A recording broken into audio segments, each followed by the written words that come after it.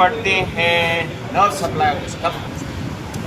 Nerve supply of the stomach is by both of course autonomic supply होगी, sympathetic, parasympathetic. अब सोचो sympathetic supply कहाँ से आएगी इसमें? 3, 6, 7, 8, 9, 10, यानी कि greater splanchnic nerve and lesser splanchnic nerve from both the sides descend down and they form a celiac plexus around to the root of the celiac trunk। यहीं पे आगे celiac plexus जमावड़ा बन गई।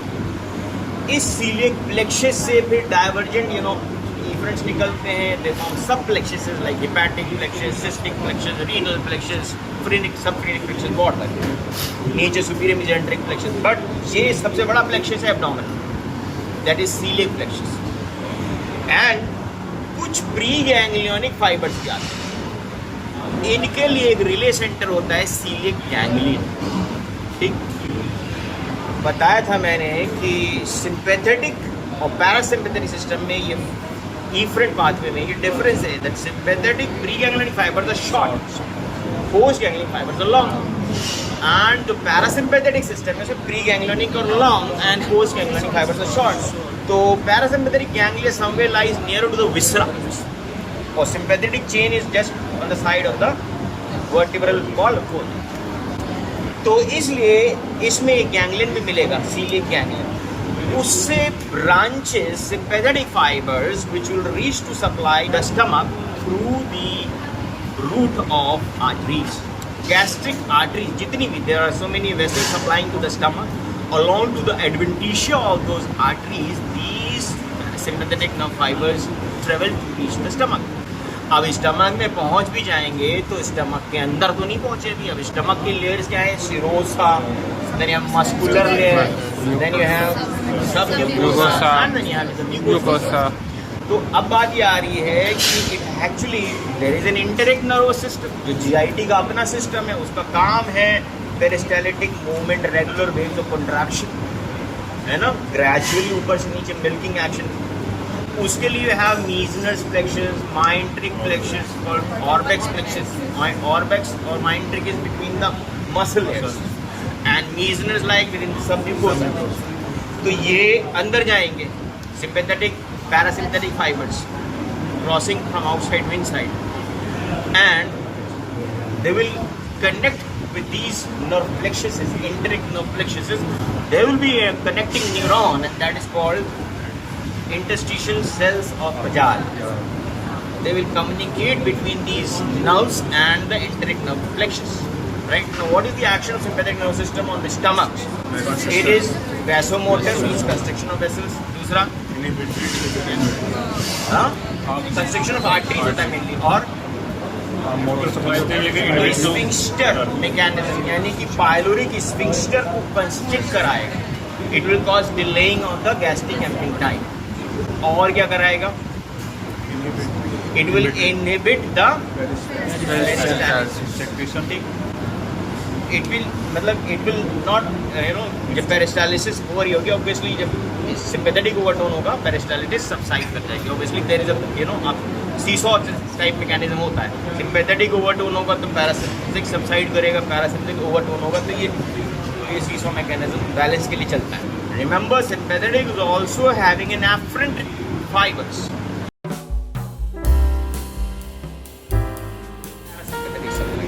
तो राइट एंड लेफ्ट वेगस के through parasympathetic supply होती है।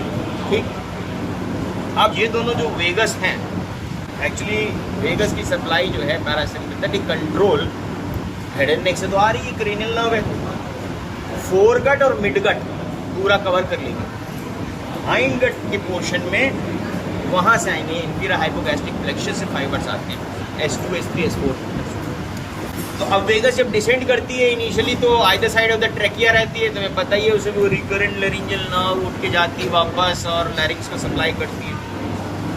तो ये वेगस ट्रैकिया के साइड से उतरती है दोनों। अब जब ट्रैकिया बाइफरकेट करता है ना स्टर्नल एंगल के लेवल पे, डिसेंड फर्दर कैसे करेगी? It will climb and form a plexus around the oesophagus, so it form oesophageal plexus vagus. और जब ये नीचे जाएगी तो डायफ्राम मिलेगा। So remember, the right and left vagus, they enter into the abdomen by passing through the esophageal opening, that's the muscular opening on the either side of the esophagus. फिर वो नीचे आएंगे और वहीं उनको celiac plexus मिलेगा। ये भी सीलिक प्लेक्सस में पार्टिसिपेट कर ले। अब यहाँ पे प्लेक्सस में भी पार्टिसिपेट करती है वेगस राइट लेफ्ट। अच्छा एक और इम्पॉर्टेंट पॉइंट है, developmentally stomach was this way, right? This way means the lesser curvature which was actually the anterior border and the greater curvature was actually the posterior border, and stomach was, the vagus was descending right and left.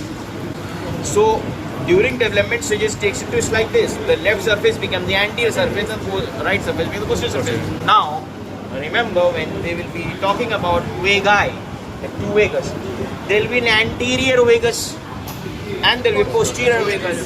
So we'll be asked like, posterior vagus is actually right vagus or left vagus? Right, remember. So, and left one is running onto the anterior surface. Done. Then the right vagus is actually participating in the celiac plexus. The major contribution in the celiac plexus, the parasympathetic contribution in the celiac plexus is by the right vagus. पीछे चली गई ना, पीछे चली गई stomach के पीछे, तो celiac plexus आएगा नीचे, तो ये एंटीरियर आ जाएगी। अब दोनों ही नर्व्स जो है जब यहाँ पे चलेंगी तो इनकी हिपैटिक ब्रांचेस भी निकलेंगी, हिपैटिक प्लेक्सस में पार्टिसिपेट करेंगी, कुछ पाइलोरिक ब्रांचेस भी निकलेंगी, पाइलोरिक में ये रिलैक्स कराएंगे, और कुछ जाएंगी स्टमक को सप्लाई करेंगे। You know this is a secretomotor nerve, सारे सिक्रीशंस पैरासिम्पैथेटिक कराएगा, ठीक है? So this anterior gastric nerve is actually the left vagus which is called the anterior gastric nerve of Latarjet, and there is a posterior gastric nerve of Latarjet. Parasympathetic का role क्या है? One important role is secretomotor, यानी सारे enzymes का secretion, HCl का secretion, mucosal secretion, सब control करेगी parasympathetic. दूसरा, जो एंट्रिक माइंट्रिक प्लेक्सस थे वो पेरिस्टालिसिस भी कंट्रोल करेगी, स्फिंक्टर को रिलैक्स कराएगी, इनहिबिटरी टू द स्फिंक्टर, ठीक? तो ये रोल है पैरासिम्पैथेटिक। अब चूंकि ये लेटार्जेट का नाम आया है, तो लेट मी टेल यू, इसका क्लिनिकल पॉइंट ये है कि in case of hyper acidity, यानी हमारे पैराइटल सेल्स, जैसे हम सिंटिक सेल्स कहते हैं, तो सिक्रिंग HCl, बहुत ज़्यादा HCl सिक्रीशन हो जाता है तो पार्शियल गैस्ट्रेक्टमी भी कर सकते हैं, है ना? तरीका ये होता है, ये इसका जो है precisely there so many branches given out to the this gastric curvature, greater curvature, lesser curvature के अलॉन्ग जो म्यूकोजा है उसके अंदर ग्लैंड्स हैं, गैस्ट्रिक ग्लैंड्स हैं, वहाँ पे सेल्स हैं, एंजाइम सिक्रीटिंग सेल्स हैं, हम उनको चुन के काटते हैं। बट ना कहने का पर्पस ये है कि we can do vagotomy, not the right from the initial point, but vagotomy at just the terminal and where it goes into the musculature of the stomach. So vagotomy means we are actually slicing those terminal nerve endings reaching to supply the gastric glands, thereby decreasing this or giving relief to the subject, ठीक? तो ये एक हो गया clinical point regarding the nervous supply. हर उसमें जहाँ wait मत किया करो कि क्लिनिकल पॉइंट हम इकट्ठा लिखेंगे, अक्सर भूल जाते हैं। जहाँ पे जो पॉइंट याद आए क्लिनिकल पॉइंट डाल दो, अंडरलाइन करके हाईलाइटर लगा दो, got it? So nerve supply की कहानी हो गई, clinical and applied portion of the stomach.